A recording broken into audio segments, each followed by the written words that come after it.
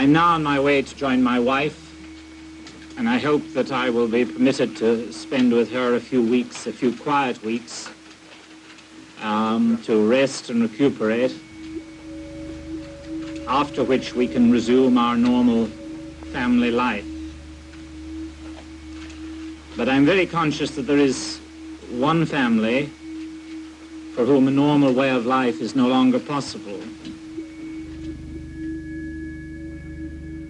C'est James Richard Cross qui parle. 2 jours après sa libération, le 5 décembre 1970, lors de son tout premier point de presse, au terme de 59 jours en terra incognita, au 109-45 rue des Récollets, à Montréal-Nord. La scène se trouve aisément sur YouTube. Elle m'émeut à chaque fois. Le diplomate anglais, dans le crépitement des appareils photo, parle avec lenteur, en hésitant, comme un tâton après 2 longs mois de silence, et l'hommage qu'il rend à Pierre Laporte, en français, joignant et tordant ses mains comme pour se retenir de fondre en larmes, est le seul vrai hommage qui ait été rendu aux disparus. Car, pour le dire comme Paul Rose, l'un de ses ravisseurs, Pierre Laporte a été abandonné par tous ses amis. Je réfère à la famille Laporte. Je n'ai jamais rencontré Pierre Laporte, mais pendant la semaine où nous étions tous les deux prisonniers, je me suis senti plus proche de lui que d'un frère. Je voudrais prendre la première occasion que j'ai pour exprimer à Madame Laporte et à sa famille mes condoléances les plus profondes et les plus sincères. Pourquoi Pierre Laporte est mort et je reste vivant, je ne sais pas. Mais je désire rendre hommage à cet homme courageux et exprimer ma conviction que ce sacrifice n'était pas en vain.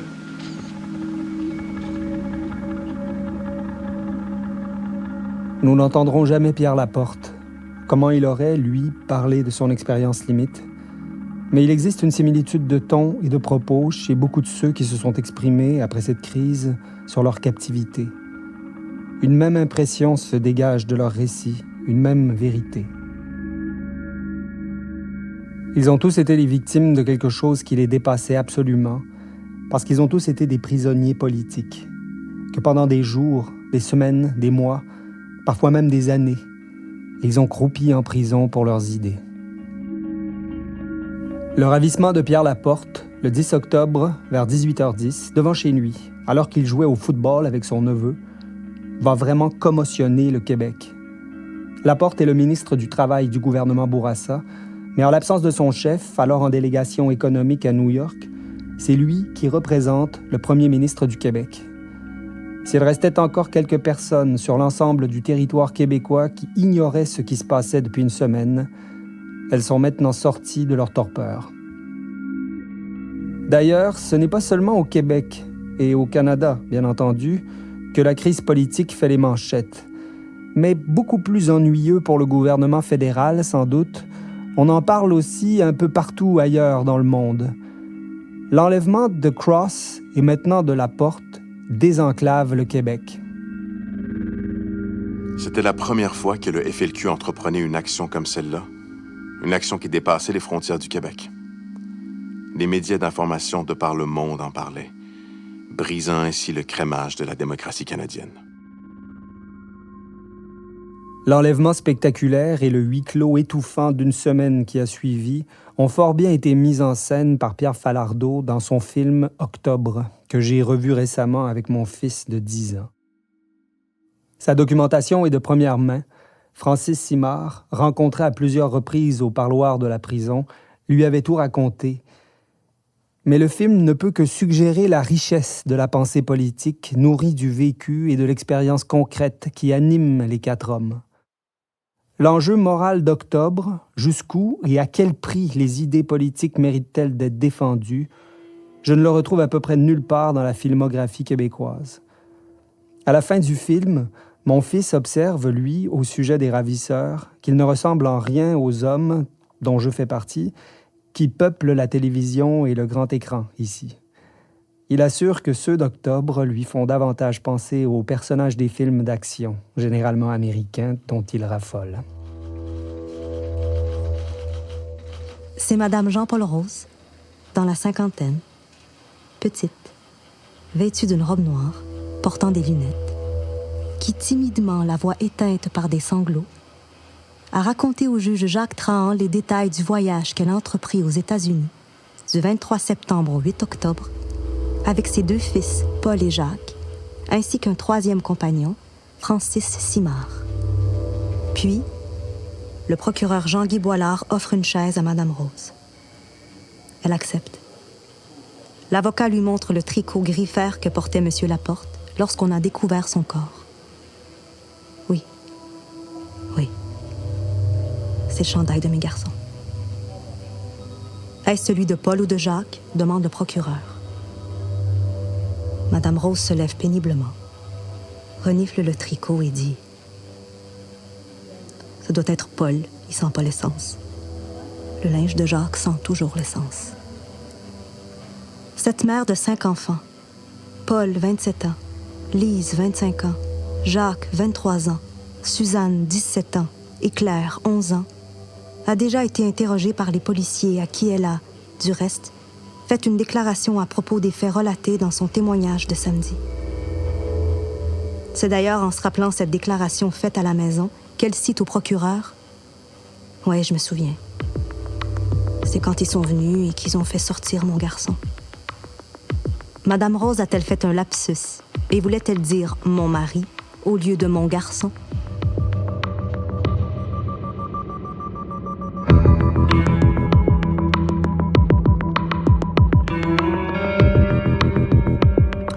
Je me souviens. Oui, je me souviens. Je me souviens que les nouvelles à la télé étaient toujours affolantes. Je me souviens, notre cœur était felkiste. Je me souviens que ma mère a appelé le poste de police le plus près. J'étais trop jeune, j'ai aucun souvenir. Pour se plaindre que la maison était surveillée par 2 individus. Mes vieux oncles juraient contre le FLQ, puis mon père était ambivalent.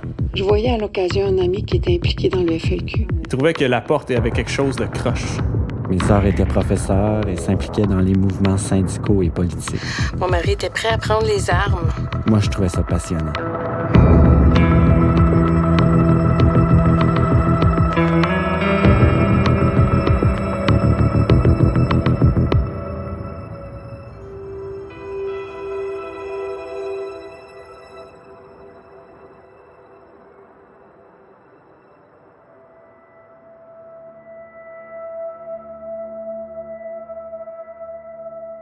La pensée politique du FLQ, on la retrouve dans le récit que fit Francis Simard de son histoire et de la crise. Pour en finir avec Octobre, écrit en prison, comme le fut en 1967 Nègre blanc d'Amérique, surpasse à mon avis le second. Contrairement au livre de Pierre Vallière qui annonce ce qui doit venir, sermonnant parfois un peu trop sur la montagne, Francis Simard parle de ce qui a eu lieu, en connaissance de cause, de ce que ses camarades et lui ont fait. Pour en finir avec Octobre est un ouvrage absolument subversif, et donc à peu près introuvable aujourd'hui. Dès que l'auto fut repartie, le silence que nous traînions depuis le départ de Saint-Hubert a éclaté. Nous parlions, nous crions, autant pour nous donner du courage que pour faire peur à Pierre Laporte et l'empêcher de réagir. Nous parlions. Nous crions peut-être simplement parce que nous l'avions fait. Tu cries fort pour t'entendre, comme pour te dire, te prouver. Maudit, je l'ai fait. C'est peut-être normal quand t'as peur. Cela se sent qu'en réalité, c'est uniquement à toi que tu parles. Maintenant, c'est une réalité humaine que tu touches. Ce n'est plus de la théorie. Ce n'est plus de l'abstraction.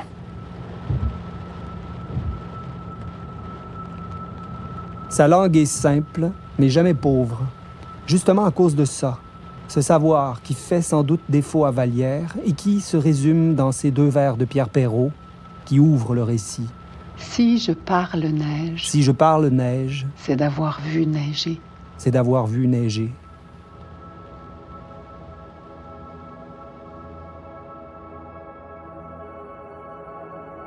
Mais il y a aussi quelque chose d'autre qui distingue Simard de Vallière et que résume l'épigraphe du poète et cinéaste de Pour la suite du monde. C'est l'amour et la reconnaissance du pays pour ce qu'il est d'abord et avant tout, une terre, son climat, une réalité première et indépassable qui détermine plus que tout, en dépit de tout, les gens qui la peuplent et qui la parlent. C'est s'abuser soi-même que d'ignorer cela.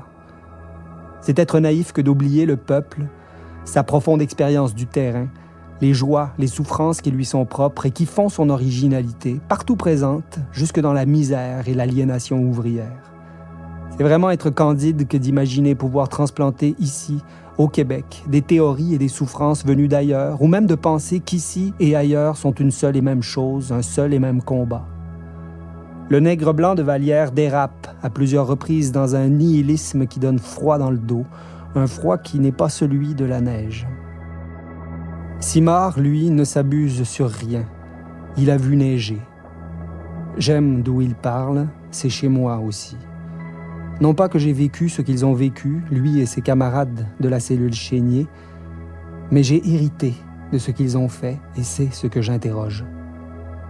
Cette double conscience, celle de la lutte à faire et du lieu où la faire, par amour pour ce lieu et ceux qui le peuplent, cette morale en un mot, je la trouve irréprochable parce que raisonnable et donc réalisable. Francis Simard et ses 3 camarades sont étonnamment raisonnables. Ils ne donnent pas l'impression d'avoir quitté la raison commune pour la stratosphère théorique à résonance marxiste, du moins quand on lit le livre de Simard, pour en finir avec Octobre. Tu réfléchis en écoutant, en regardant autour de toi, en participant à la vie autour de toi. Ce n'était pas articulé comme réflexion. Tu sens seulement des affaires. Tu sens que tu ne te réaliseras pas dans le monde tel qu'il est. Tout ce qu'on te présente, c'est une vie de routine, plate. Avoir ta petite job, travailler pour une bonne compagnie, toujours y rester. C'est important de penser à l'avenir, avoir de l'avancement, te marier, avoir un beau logement, une belle maison en banlieue. Ça, si tout va bien, si tu travailles, si t'es docile. Mais si tu rêves à autre chose, si t'as le goût de pouvoir décider, tu peux pas toucher à ça. La politique, c'est sale, c'est trop compliqué. Surtout, ça ne t'appartient pas. Tu n'as rien à décider. T'as la sensation de te faire voler ta vie. Dans Charlevoix, quand une personne achève sa vie, elle dit, ou elle disait, qu'elle achève son règne. J'ai fini mon règne. Il me semble que nous devrions tous être capables de dire ça. De parler en roi, en maître de sa vie, de son vécu. Mon grand-père pouvait peut-être parler comme ça parce que, d'une certaine façon, il avait été maître sur sa terre. Il l'avait bâti avec ses mains. Aujourd'hui, nous avons fait Octobre parce que nous avons voulu être maîtres de nos vies.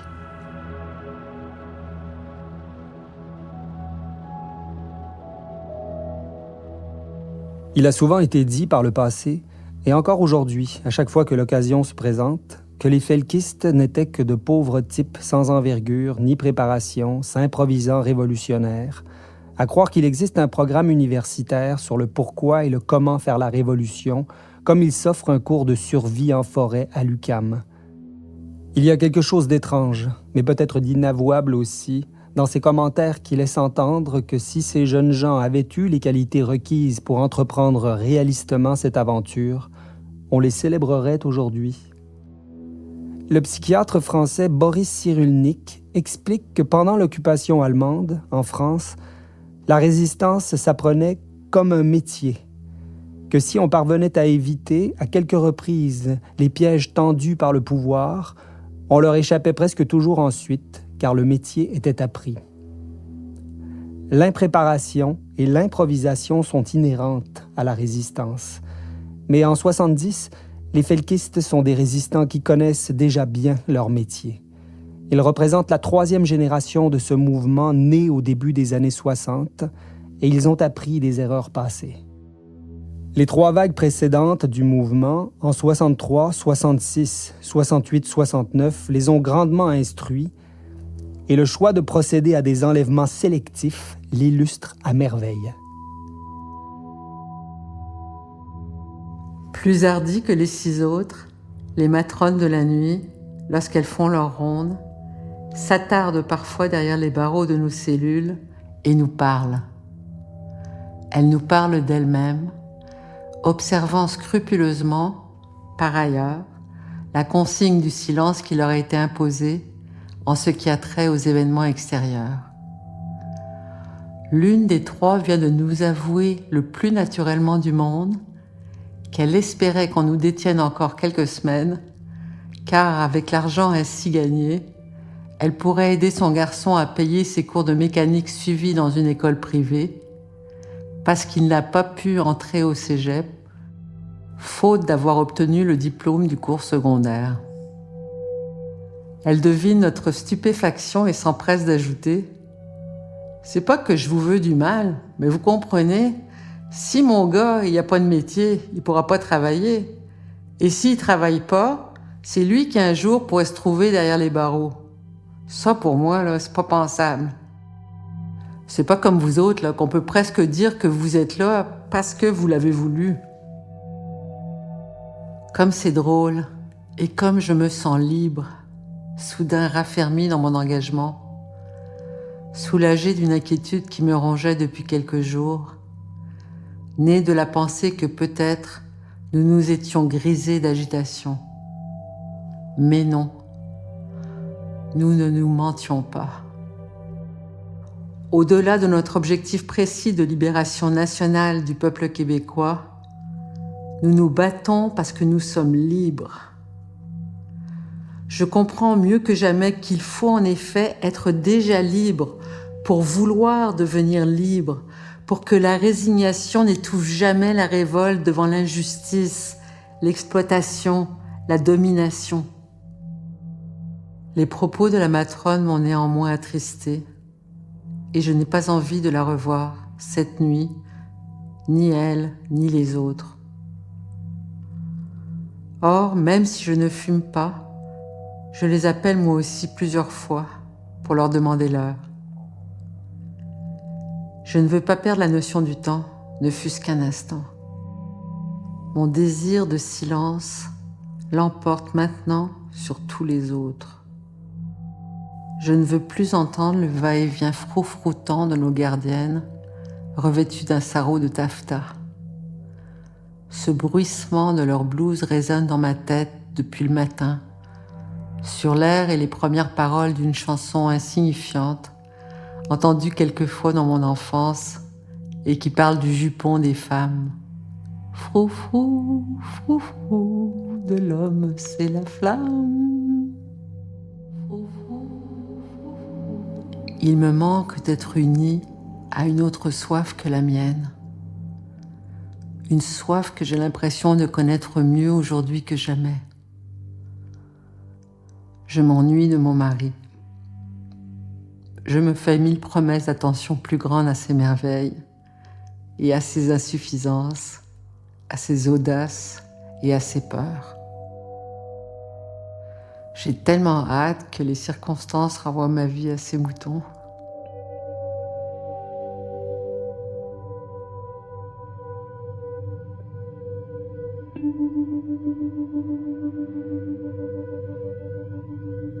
L'enlèvement permet de faire durer la crise qu'il provoque et le temps passé à rechercher les ravisseurs permet à la population de considérer les choses sous un autre angle. La diffusion du manifeste, concession initiale du pouvoir, a déjà fait connaître au plus grand nombre les intentions du Front de libération du Québec et suscité même une sympathie assez large et palpable pour désarçonner les gouvernements de Québec et d'Ottawa. Abandonné dans une poubelle de métro ou glissé dans le bottin d'une cabine téléphonique, chaque communiqué du FLQ fait l'objet d'une chasse au trésor pour les radios qui se l'arrachent afin d'en avoir la primeur. Après quelques jours, les stations rivales CKAC et CJMS commencent même à lire les communiqués en ondes avant de les remettre aux autorités. Dans les journaux, les éditorialistes commentent et analysent, parfois même se prononcent avec une audace inaccoutumée et un luxe de nuances qui est loin d'enchanter le pouvoir. Celui-ci voit de jour en jour la guerre des communications prendre un tour inattendu. Le FLQ, après une semaine de crise et davantage encore suite à l'enlèvement de Pierre Laporte, prend la figure d'un tiers pouvoir qui libère au Québec une pensée et une parole publique qui est autrement interdite de citer. La notion de prisonnier politique illustre parfaitement ce constat.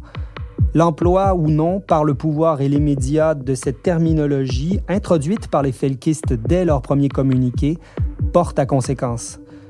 Si le gouvernement fédéral de Pierre Elliott Trudeau s'y refuse avec véhémence, qualifiant les felkistes emprisonnés durant les années 60 de bandits, la chose n'est pas aussi tranchée au Québec, tant s'en faut. Les procès intentés à Pierre Vallière et Charles Gagnon en 1967 pour l'explosion d'une bombe à la manufacture de chaussures La Grenade en 1966, qui avait coûté la vie à Thérèse Morin, secrétaire de l'entreprise, avaient été des parodies de justice.